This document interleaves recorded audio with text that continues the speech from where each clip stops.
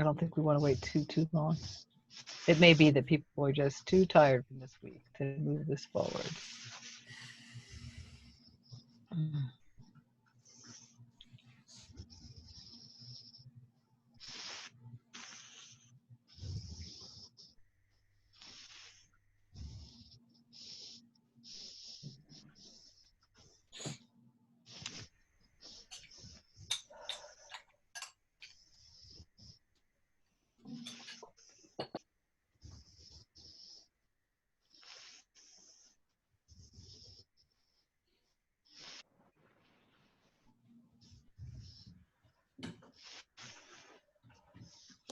What do you think, Sally? Do you think we want to maybe begin?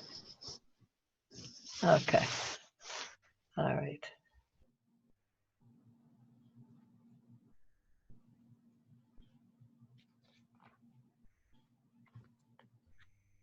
Ben, do you want to say anything, or shall I just jump in? I am trying to make sure that I have the right slide prepared for you all. And so now that I have that there, I think that's good.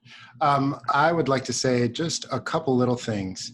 Thank you for being on this call with us. This is our weekly community call for the Retreat Center collaboration. We're doing these weekly because the need is great for connection and for resources during COVID and during tumult and injustice in our country in general. We need to be together to work on what we need to do. So I'm glad that you're here. I wanted to mention just that this session and the session next week are both in some ways serving a similar purpose. Next week's is Dan Hines.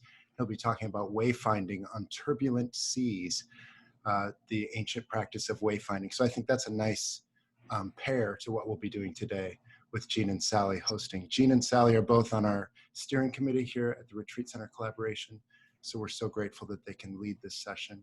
I always want to encourage people to reach out to me if you have questions about what we're doing or how you can get involved. So I'll just mention that as well. I think that's all I have. Thank you, Sally. Sure. I just want to add my welcome. Jean and I love working together, and it feels like a special privilege to be able to do this now for you. So Ben, if you want to move to the next slide, I'm just going to give you a quick introduction to what we call a Circle of Trust retreat. You'll have some sense as I give you just a little bit of an overview, and you can move to the next slide, and then we'll move into a moment of silence. Go ahead. The Circle of Trust approach really started in 1995 as the Courage to Teach, when Parker Palmer responded to the Fetzer Institute, who wanted him to do something for teachers because they were in such chaos and so much stress. And very quickly, people from other professions said, we need this too. So Parker laughingly said that the Courage to Teach became generically a Circle of Trust. So that's what we're going to do with you today. And Ben, if you'll go back to that slide, we really want to lift up the fact that this program was really seeded by Fetzer at the beginning for K through 12 and then for people in community colleges. And now it just seems so fitting that once again, Fetzer is seeding so much of our work, and here we are together. So I'm just going to invite you into a moment of silence, and then I'm going to introduce to you some boundary markers to help us to create safe space.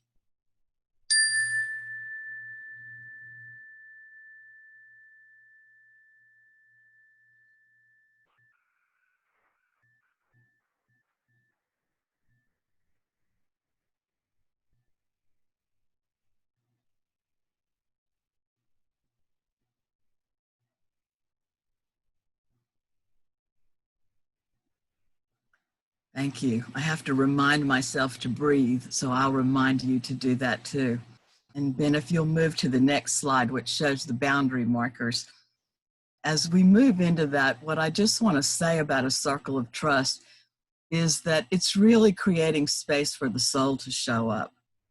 Parker Palmer likes to say that we lead who we are, we teach who we are, we parent who we are, we facilitate who we are. So Well, the first thing we need is a space where we can hear ourselves and remember who we are. So we have some intentional practices. These particularly Jean has adapted for our online programs to try to help us create safe space. The first one is practicing presence. We just invite you to be as present as possible. When we started this work, we asked people to be 100% present, and we realized that's pretty much humanly impossible. So now we're asking you to be here as much as you can.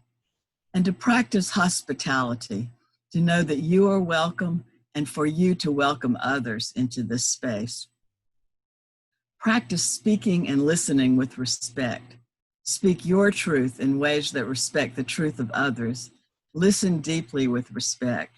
And we'll have a couple of opportunities today to practice this, what we call deep listening. It's really a critical part for us of a circle of trust. Another critical part is the next practice, living the questions. The poet Rilke said to live the questions because you really can't know the answers. And that may be truer right now in this pandemic than it's ever been. But we invite you to let go of the need for answers while you're in this circle of trust. Practice silence, welcome silence. We really literally need it in order to hear ourselves as well as to hear each other. Practice confidentiality, the idea of knowing that what's not yours to share outside of this space. In order to make this space safe, we'll consistently and constantly invite people to remember that confidentiality and not to share anything beyond the space that really isn't yours. Practicing hope. Again, in this pandemic, I feel like this is especially important, but believing that it's possible to emerge from this time with increased clearness that allows your heart and others' hearts to break open into even greater capacity for healing, for wholeness, for pain, and for love. And last but far from least, practicing self-care. We like to say that everything in this work is an invitation. Parker says it's never share or die.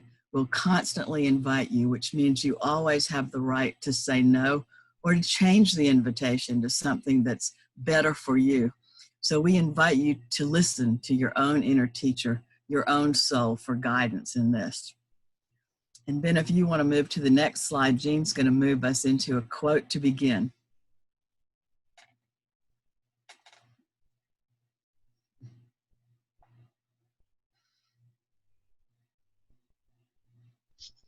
So I was a seminary student out in the Bay Area, and I went to seminary in the early 80s.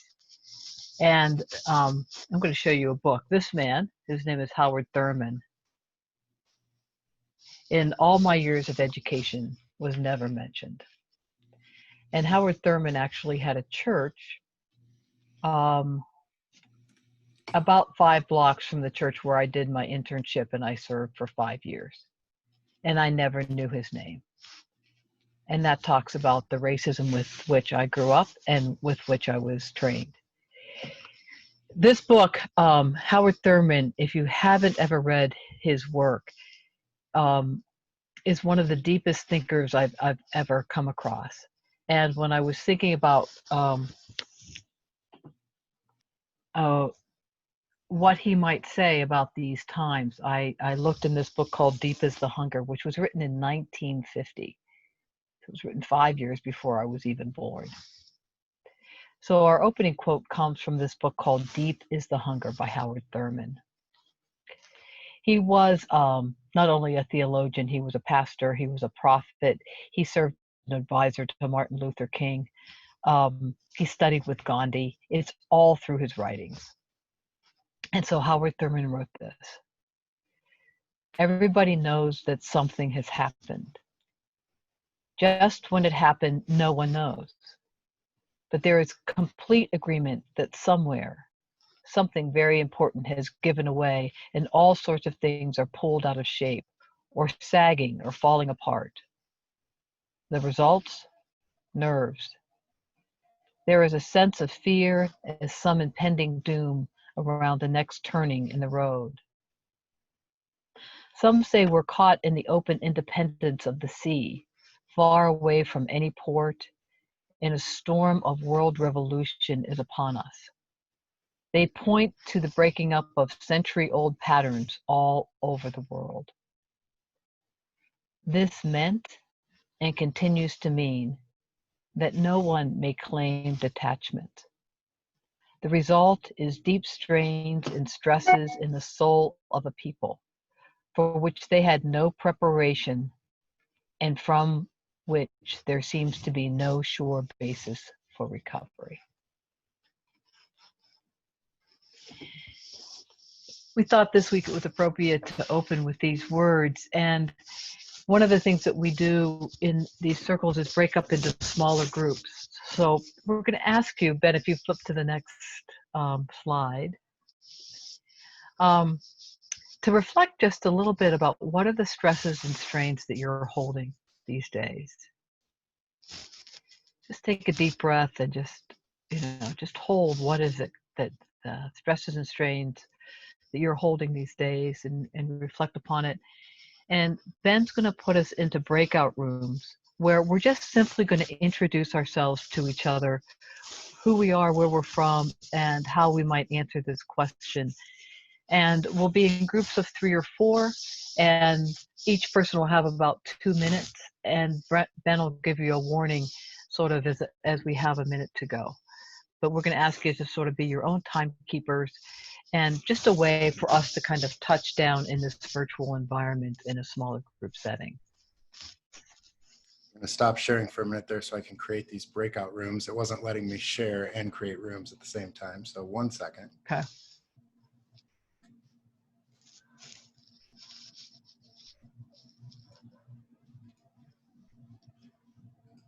Oh, thanks, Justine. So the question to reflect on is, what are the stresses and strains you're holding?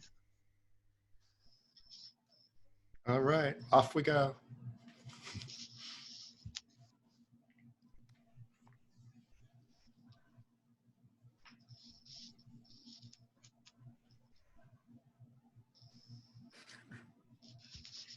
Here we are.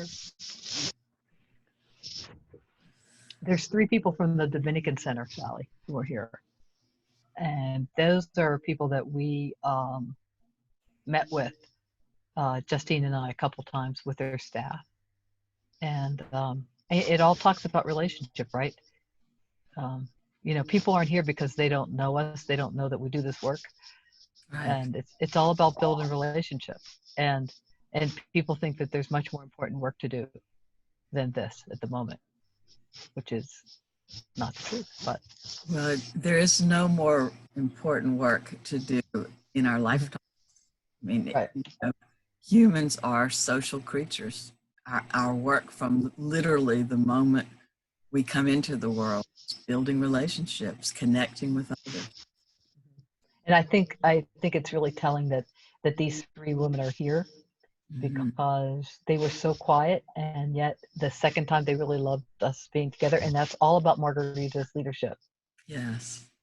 This quote from Leonard Cohen. So we wanted to open our space now with this quote. Remember that a few minutes ago when we were talking about Howard Thurman, and he talked about the storm of the world revolution. Leonard Cohen talks about the blizzard of the world that has crossed the threshold and has overturned the order of the soul. As Parker opens A Hidden Wholeness, he says that when he was growing up in the Midwest, the kinds of blizzards that he knew, there were often whiteouts with snow, and that for farmers, many of them literally could get lost going from the house to the barn. And there were stories of farmers who had frozen in their backyard.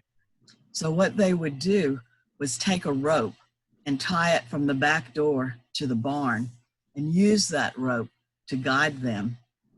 If I had you in person today, I would take this rope and I would pass it around with my scissors, and I would invite you to cut a piece. Since I don't have you in person, what I'm going to do is just share with you that when I cut this rope, what happens is that it begins to move into the strands.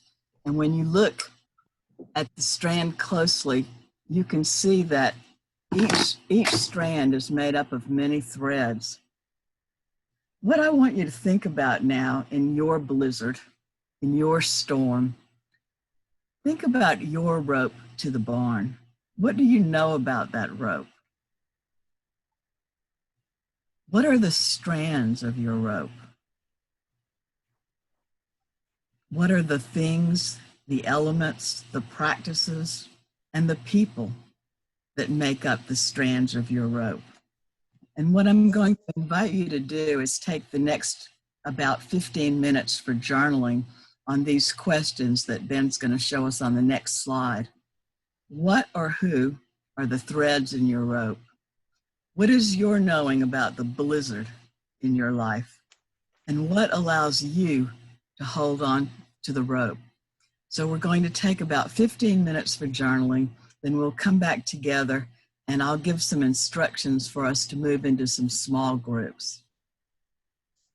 So take your piece of rope with you as you do your journaling and think about what or who are the strands, the threads in your rope.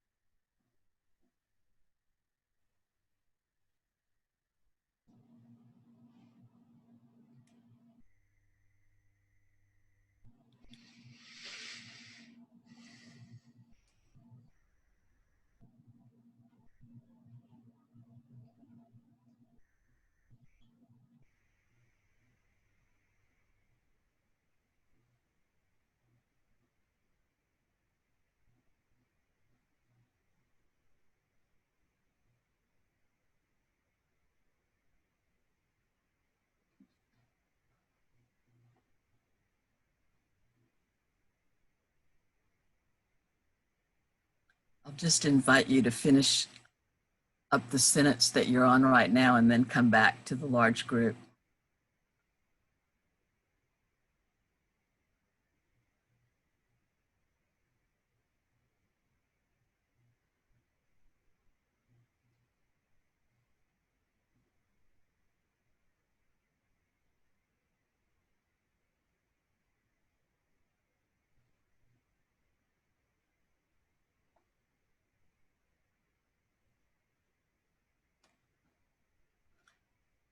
Thank you. And welcome, Claire. We're glad you're with us.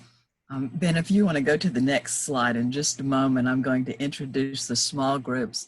I said earlier that Parker, in his book, A Hidden Wholeness, talked about the fact that he grew up in the Midwest and the blizzards were snowstorms and whiteouts, and that often farmers could die in their own backyards. I don't know that I really believed that. I grew up on the coast of South Carolina, and in a circle of trust here a couple of years ago, I was telling that story, and one woman in the circle said, "That happened to my uncle." She said, "That's been a family story for many, many years, that he literally even lost the rope that he was holding onto and froze in the backyard." We don't have blizzards, snowstorms in my part of the world, but we do have hurricanes. And hurricane season started this week. And it's one of the questions with COVID in the air is, how do you social distance when you evacuate for a hurricane? So I really appreciated the time to look at my own blizzard or hurricane right now. I'm going to invite you now to move into a small group. This is really a chance for hearing yourself, for deep listening. There'll be 3 people in the group, and we'll have 15 minutes. And I would ask that each person take 5 minutes. This is an invitation. We said earlier that it's never share or die. So if you want to be silent for your 5 minutes or for half of your 5 minutes, that's fine. But I would ask that each person have their full 5 minutes, and that the other 2 persons simply are listeners. I say simply when we know that it's one of the really hardest things to do. I was visiting in a first grade classroom last fall where the teacher is a Circle of Trust facilitator, and she asked the children to tell me about listening. And one little boy raised his hand. He's 5 years old. He stood up and he said, "Let me tell you, listen, L-I-S-T-E-N, silent, S-I-L-E-N-T, same letters, different order. You can't do one without the other." So from the wisdom of a kindergartner, I share with you the importance of silence in the small group in order for us to listen, and not only to the other person, but also to ourselves. And I'll just lift up again the idea of confidentiality, that in the circle, as people share, in order to make that space safe, we would simply ask that when you leave that circle, you don't take with you anything that's not yours. So with that, I'm going to ask Ben to move us into groups of 3s. If you'll watch the time and give each person 5 minutes, and Ben will give us a 1-minute warning at the end when it's time to come back. Okay, so off you go.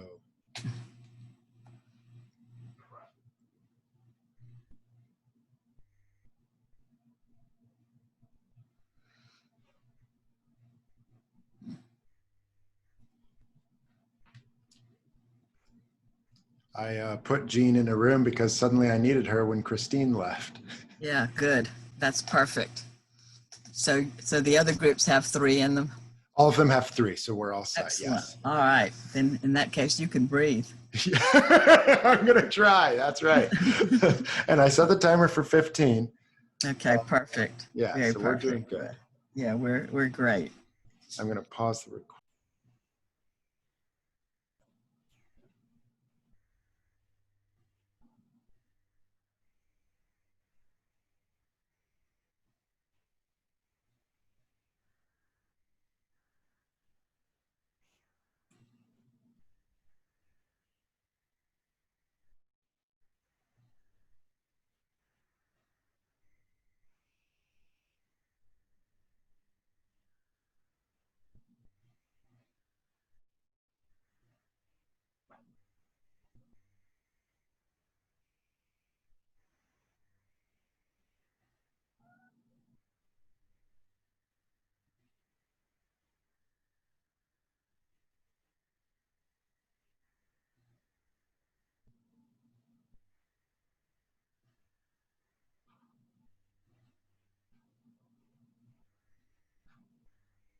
There's must be good conversations going on because people are not jumping back to the main room. Okay. That's good. Yeah, it is good. I'll see you in the big room. All right. In the big room. Well, welcome back to the big room. Yeah. Good to have you all. I hope that was a good experience of just a little bit of time to kind of touch down with yourself and touch down with a few people. It's much easier to do that with just a smaller group of 3 or 4 people. So we hope that was a good experience for you to listen just a little bit to your inner voice. One of the things about this work is really the hope that we can kind of quiet all the distractions, right, that call us away, whether those are distractions of having to lead a center, or distractions of parenting, or distractions of just our own selves, of the inner critic saying who we need to be or who we need to become. And as we move into this quieter space, that we can begin to hear our own inner voice, which Parker says, we all carry, right? Thomas Merton said that as well, that it doesn't matter what you call this inner voice that's within you, whether you call it the little Buddha, the light, the inner Christ, whatever it is. It says it's not important what you call it, but that you call it something within yourself that is your own inner teacher, your own inner light, that you recognize that you are unique really in this world, and that no one has the DNA you have, no one has the life experience you have, and therefore no one has the same calling that you have. You have unique work and vocation to do in this world that you alone can discover. And one of the things that I've learned in doing this work is that when you sit with other people and you begin to speak that truth, then you begin to hear yourself into speech, and you begin to allow yourself to say the things that you've really most wanted to say to yourself. So we need both one another to accompany each other on this journey, as well as we need time for ourselves. So we do both the journaling to hear our voices, and then these gathering experiences for people to witness what we've just said and to call us. So I hope that that time was good. And so usually if we were together, we would have what we call an official closing circle, which it seems really fast in these 90 minutes, but we have a little bit of extra time for people if they want to just share. We're a small group. If we want to just share what any of this experience has been like, what you've appreciated, what's it been like for you to spend this time with us. One of the things I said in my group is one of the things I love most about being a Courage and Renewal facilitator is that I get to participate fully in the process. And so, as Sally says, she always gets to have the circle that she wants because she gets to design it. So that's pretty much how I feel about it. The questions that I'm working on or the thoughts that I have, I get to actually go public with them, and then I get to participate in that. So any thoughts that people might have for a few minutes? I'd just like to say that I wrote the questions so you wouldn't think that I would have been surprised by them, but the last one surprised me. What allows me to hold on to the rope? And one of the things that came was the combination of community, like those of you who are here and willing to listen, but also a space to slow down. It's those two things in combination. There are times I get community, but at a very rushed pace. And there are times that I can slow down, but I'm alone. And there's something about that intersection for me of community that's willing to be with me in this slow space that really allowed me to hold on to that rope today. So I thank you for that.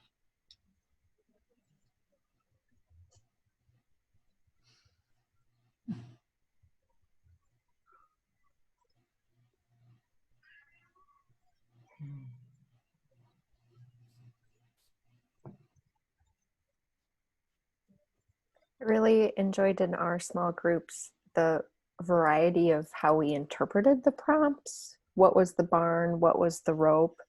And seeing like a common thread, and then just in different ways. And for me, I spoke last, and I'm only speaking of my experience. But I was like, yeah, I agree with that. And yeah, and I hear it in my own self, and it helped me listen to myself better. So I'm appreciative to the group members. Thank you. Yeah.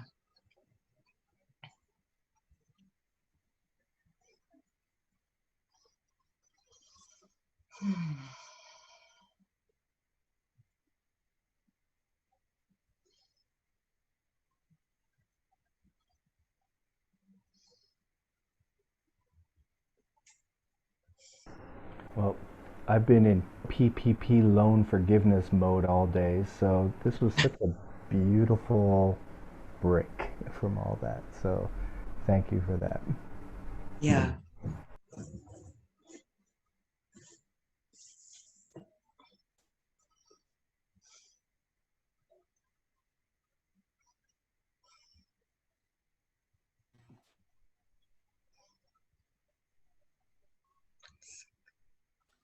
Peter, thanks too for accepting the invitation and giving it to yourself.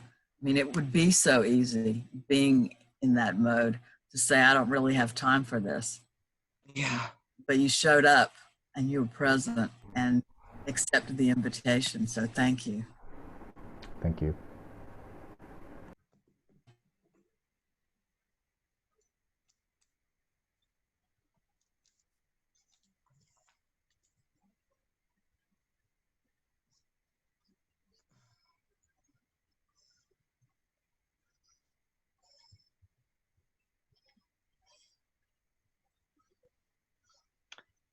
Well, everything we do here and say here is invitational, so we're going to leave just the circle open just for a couple more minutes if there's anyone who'd like to speak into it, and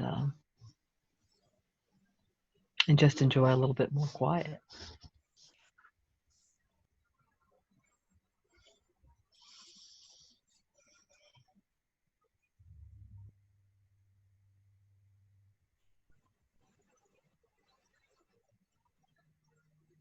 I was sharing with my group how I got up very early this morning, as I have for the last couple of mornings, and listened to the dawn chorus of the birds.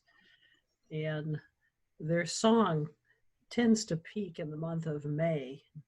It's tapering off a little bit now, but it's the rich diversity of voices that are coming out from the woods. It's just absolutely lovely and inspiring, and got me to get out of bed early, which is rare. And but what I didn't mention is that I did this on the advice of a friend of mine that said, you should really try it, because we only have so many Mays in our life. And I thought, wow. Yeah.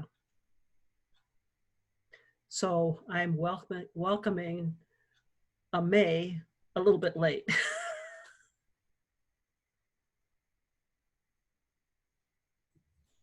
It's never late.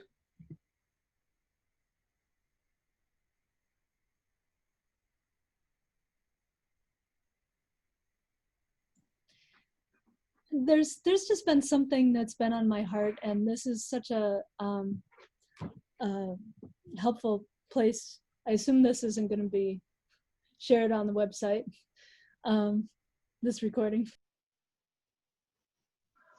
Claire, it's really great to have you back and to see your face, and I don't think you're alone in that at all. I think That's comforting.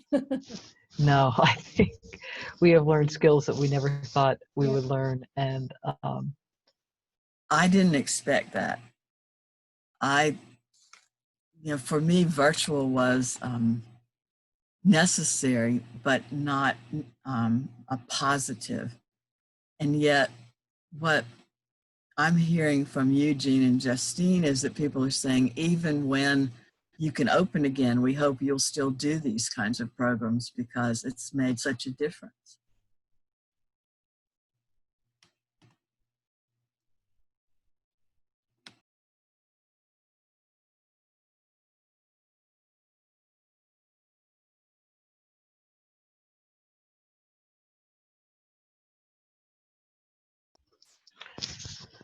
Well, listen, I'm really aware that there's a weariness.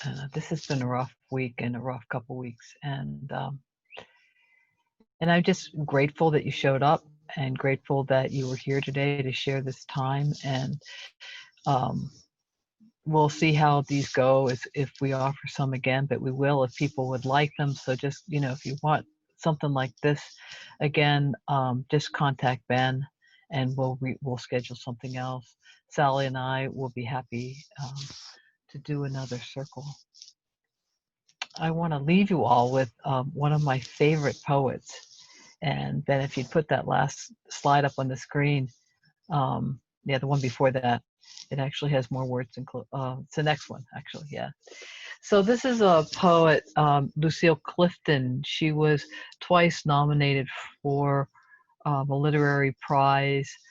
She was the poet in residence at St. Mary's College in Maryland. If you've never read her poetry, it's well worth looking up. And this particular poem I chose and because I feel like when we say goodbye on these virtual meetings, it's sort of like people get sent back out into the chaos of the ocean. But luckily this one's a little bit quieter. And this is called The Blessing of the Boat. She lived in southern Maryland on the Eastern Shore, where she was actually asked to bless the boats, the fleet, one spring. So The Blessing of the Boats by Lucille Clifton. May the tide that is entering even now, the lip of our understanding, carry you out beyond the face of fear. May you kiss the wind, then turn from it, certain that it will love your back. May you open your eyes to water, water waving forever. And may you, in your innocence, sail through this to that. May the tide that is entering even now, the lip of our understanding, carry you out beyond the face of fear.